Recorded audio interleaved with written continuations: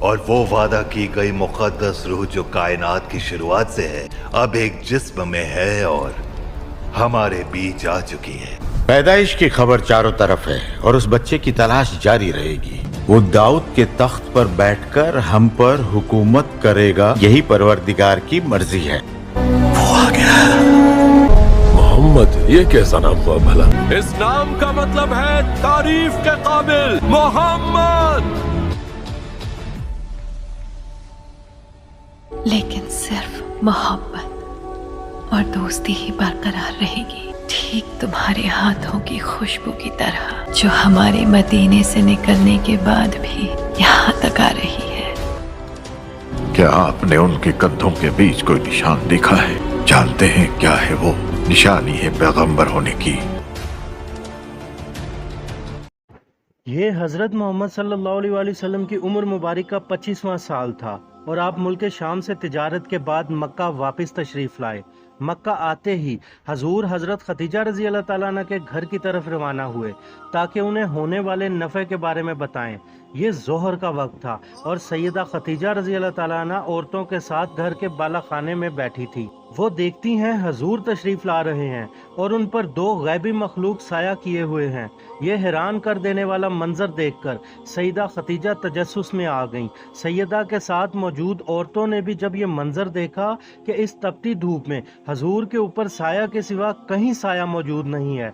जब हजूर सल्लल्लाहु अलैहि वसल्लम तशरीफ लाए तो सैयदा खदीजा ने उनका इस्तकबाल किया और खुशामदीद कहा। हजूर सल्लल्लाहु अलैहि वसल्लम ने हजरत खदीजा को सफर शाम और तिजारती मुनाफे के बारे में बताया। हजरत खदीजा बहुत हैरान थीं क्योंकि इससे पहले उनके माल में इस कदर बरकत और मुनाफा पहले कभी ना हुआ था। बहरहाल जब हजूर वापस तशरीफ ले गए तो हजरत खदीजा ने अपने गुलाम मीसरा से कहा, क्या तुमने देखा कि कोई गैबी मखलूक किस तरह आ हजरत पर साया किए हुए थी? इस पर मीसरा बोला कि मैंने ये मंजर सारे रास्ते देखा है।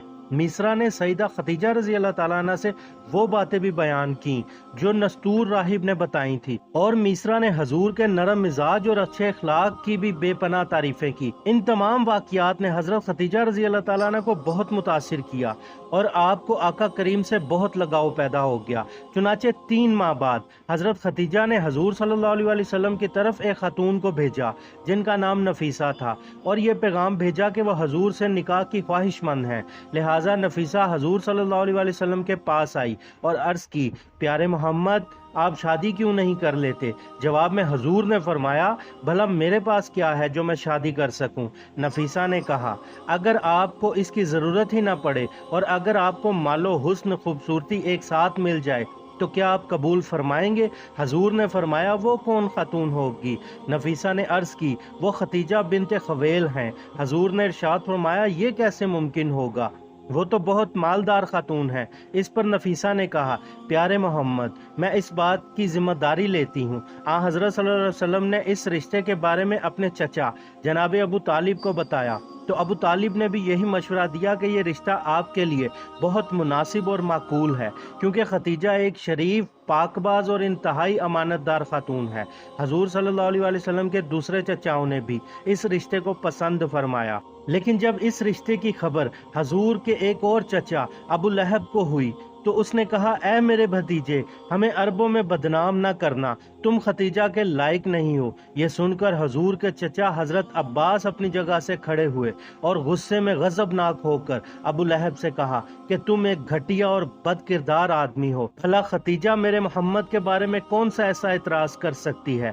मेरे मोहम्मद से आला किरदार और ज़र्फ यहाँ कोई नहीं और खदीजा भला कैसे मेरे भतीजे से खुद को बेहतर साबित कर सकती है? और फरमाया, ये काबा के रब की कसम, खदीजा मोहम्मद से कितना भी मेहर चाहे मैं अपने भतीजे की तरफ से अदा करूंगा। जनाब अबू तालिब ने अपने भाइयों से मशवरा के बाद हजूर सल्लल्लाहु अलैहि वसल्लम की फूफी जनाब सफिया को हजरत खदीजा रजी अल्लाह ताला अन्हा के पास भेजा ताकि निकाह की शराइत और तारीख तय पाए। जब हजरत सफिया सईदा खदीजा के घर गईं तो आपने बड़ा शानदार इस्तकबाल किया और फरमाया, मैं मोहम्मद की अजमत और शख्सियत से वाकिफ हूँ और मोहम्मद के साथ जिंदगी गुजारने को अपने लिए बहुत बड़ी सआदत और खुशकिस्मती समझती हूँ, यहाँ तक कि मैं उनका महर भी खुद अपने माल से ही अदा करूँगी। इस पर हजरत सफिया ने फरमाया, ऐ खदीजा, آپ کا محمد صلی اللہ علیہ وسلم کو پسند کرنا حق بجانب ہے، کیونکہ آج تک کسی بھی آنکھ نے محمد صلی اللہ علیہ وسلم کے چہرے جیسا خوبصورت اور نور سے بھرا ہوا چہرہ نہیں دیکھا، اور کسی کان نے ان کی آواز سے زیادہ میٹھی آواز کو نہیں سنا ہے۔ اور پھر نکاح کی شرائط اور تاریخ کے متعلق گفتگو ہوئی، اور رشتے کی منظوری کے بعد تاریخ طے پا گئی، لہٰذا طے تاریخ والے دن جناب ابو طالب اور دوسرے چچا اور بنو ہاشم کے کچھ قرابت دار سیدہ ختیجہ کے گھر تشریف لے گئے۔ اس تقریب میں حضرت ختیجہ کی طرف سے ان کے چچا عمر بن اسد موجود تھے، کیونکہ حضرت ختیجہ کے والد وفات پا چکے تھے۔ اس موقع پر دونوں خاندان کے بزرگ موجود تھے، اور جناب ابو طالب نے خطبہ نکاح پڑھایا، جو کچھ یوں تھا: اس خدا کا شکر ہے جس نے ہمیں ابراہیم علیہ السلام کی ذریت، اسماعیل علیہ السلام کا ثمر اور ماد کی نسل مبارک کی یادگار قرار دیا، اور ہمیں بیت اللہ کا پاسدار اور نگہدار بنایا۔ میرا بھتیجا محمد بن عبداللہ آپ کے سامنے ہے، جس کا ہم پلہ یہاں کوئی نہیں ہے۔ محمد شرافت اور عزت میں سب پر سبقت رکھتے ہیں، اور عقل مندی میں پورے عرب قوم ان کے سامنے سر جھکاتی ہے۔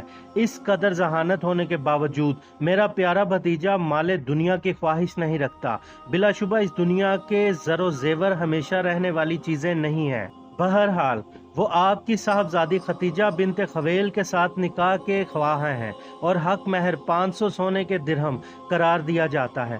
سیدہ ختیجہ رضی اللہ تعالیٰ عنہ کے چچا عمر بن اسد نے خوش ہو کر کہا: اے قریش، گواہ رہو، میں نے اپنی بھتیجی کا نکاح محمد سے کر دیا ہے۔ یہ خطبہ اس قدر بہترین اور جامع تھا کہ بعد میں عربی ادب کا حصہ بھی بن گیا۔ خطبہ نکاح کے بعد حضرت ختیجہ رضی اللہ تعالیٰ عنہ نے فرمایا کہ میں محمد صلی اللہ علیہ وآلہ وسلم کی طرف سے مہر بھی اپنا ذمہ لیتی ہوں۔ اس پر ابو جہل کھڑا ہوا اور غصے سے بولا: تعجب کی بات ہے کہ عورتیں مردوں کے مہر کو اپنی ذمہ لیتی ہیں۔ اس بات پر حضرت ابو طالب کھڑے ہوئے اور فرمایا: ہاں، اگر کوئی مرد میرے محمد جیسا ہو تو عورتیں سب سے قیمتی مہر کو بھی اپنے ذمہ لیتی ہیں، اور اگر تم جیسے مرد ہوں تو عورتیں انتہائی زیادہ مہر لیے بغیر تم جیسوں سے نکاح کے لیے راضی نہیں ہوتی۔ نکاح کے بعد حضرت ابو طالب کا چہرہ خوشی سے چمکنے لگا۔ حضرت حمزہ رضی اللہ تعالیٰ عنہ نے اہل مجلس میں درہم نثار کیے۔ اسی دوران لوگوں میں عطر کی خوشبو پھیلنی شروع ہوئی، لیکن معلوم نہ ہوا کہ یہ کس نے فضا کو معطر کیا ہے، یہاں تک کہ ایک شخص نے قریب بیٹھے دوسرے شخص سے کہا: یہ خوشبو تمہیں کس نے لگائی ہے؟ اس شخص نے جواب دیا: یہ خوشبو محمد صلی اللہ علیہ وسلم کی ذات سے آ رہی ہے۔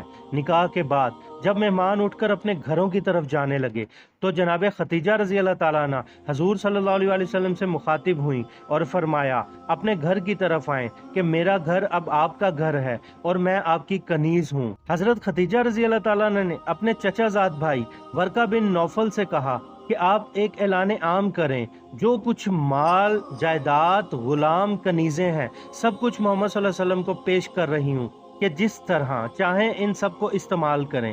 اس کے بعد جناب ابو طالب نے اہل مکہ کے لیے ایک بہت بڑے ولیمے کا اہتمام کیا، جو 3 دن تک جاری رہا، اور صحرائی، شہری، عمرہ، شرفا، غریب اور مفلس ہر طرح کے لوگوں میں کھانے تقسیم کیے گئے۔ کچھ دن تک حضور حضرت ختیجہ رضی اللہ تعالیٰ عنہ کے ساتھ جناب ابو طالب کے گھر قیام پذیر رہے، اور پھر سیدہ ختیجہ رضی اللہ تعالیٰ عنہ کے گھر تشریف فرما ہو گئے۔